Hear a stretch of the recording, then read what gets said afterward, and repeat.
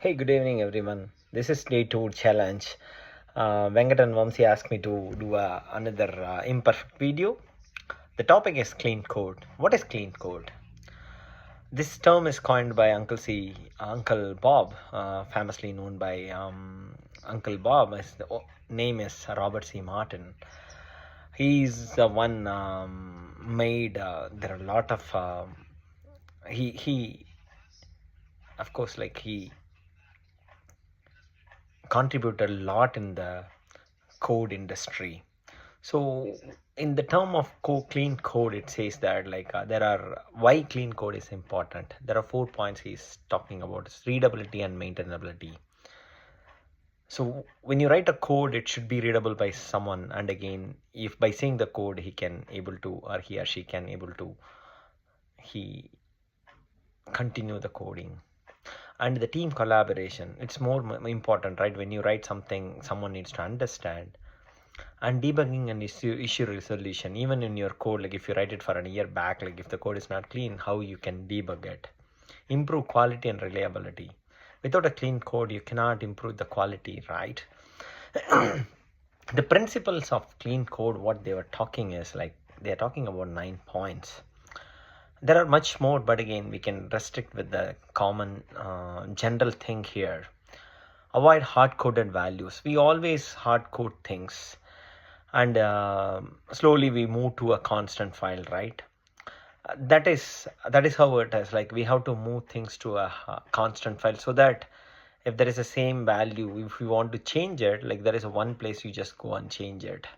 That is what they are mentioning. Then the second one is use meaningful and descriptive names, so that if by seeing the function, by seeing the class name, you will understand what exactly is happening with the class.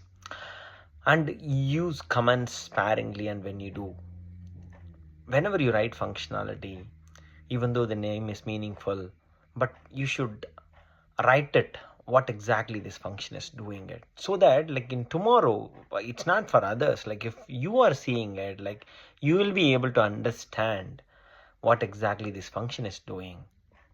The comments are important. Write short functions. The function should do only one thing.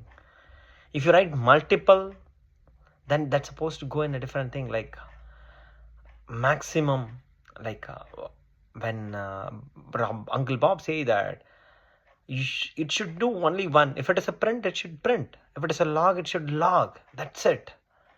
If it is a calculation, just a sum, so that you can reuse it. Follow dry. Don't repeat yourself. Whenever you are writing some code which is reusable, try to reuse it. Move this to a common function or common utility classes. Follow established coding standards, so that people also understand in future. They will be able to follow your code. By saying this code, they can say that this is a Java code, this is a Python code. That's how we need to write it.